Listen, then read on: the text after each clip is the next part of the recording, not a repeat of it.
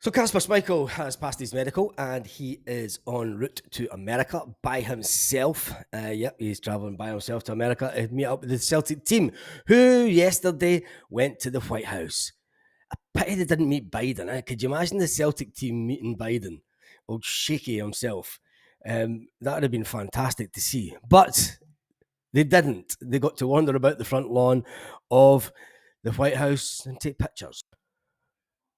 And whilst the likes of Bosun Lawwell and Gustav Lagerbielke, who was on his way out Celtic, remember Brendan Rodgers told him to find another team at the Christmas transfer, the winter shutdown, the winter transfer window. You remember Brendan Rodgers told him to find another team and then pulled the plug on it in the last minute. And Gustav Lagerbielke finds himself in America with the group of players who's obviously in the thoughts of the manager for next season.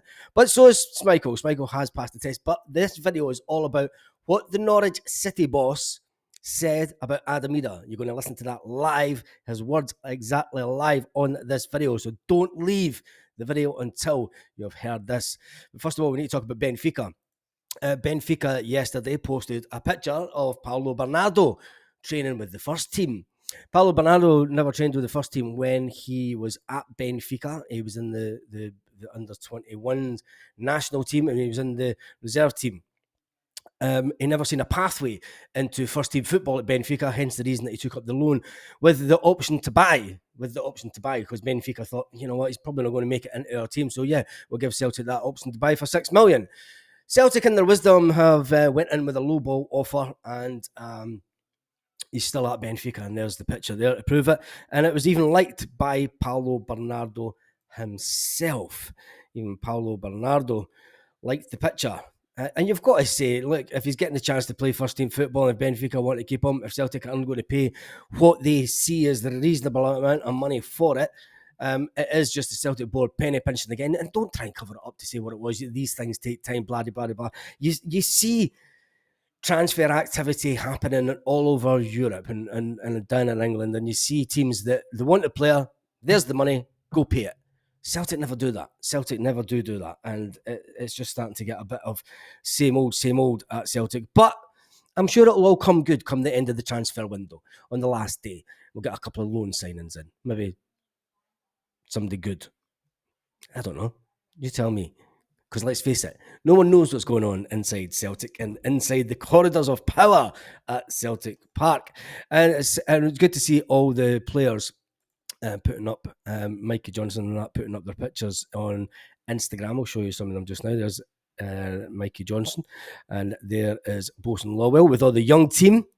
Good to see a lot of the young lads in America. Hopefully that's and there's they're at a burger place by the looks of it. With some guy getting overly excited.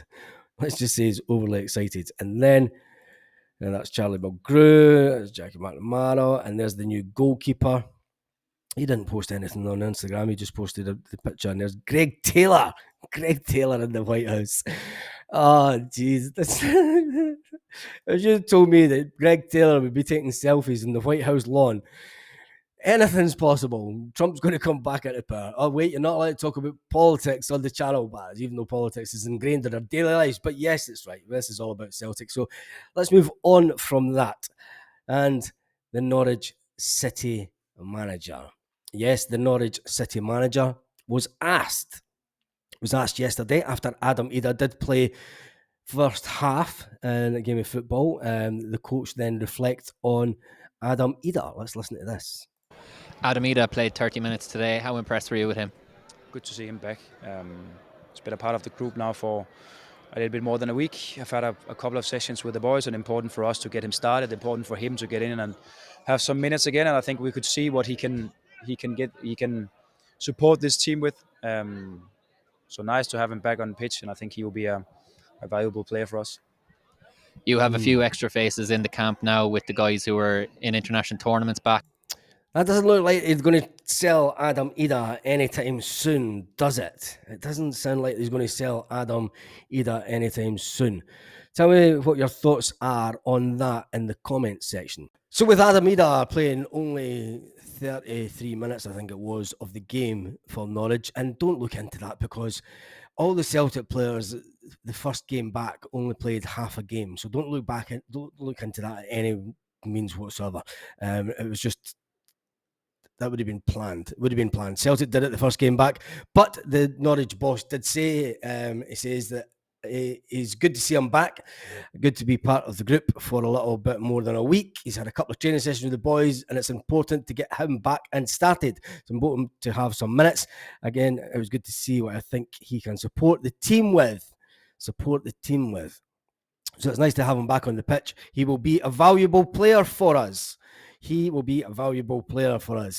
Adam, it has been alleged, and it's only an allegation, it's been alleged that Adam has said that he wants to leave Norwich and go to Celtic. I don't think if he had, I think the move would have progressed a little bit further than what it has.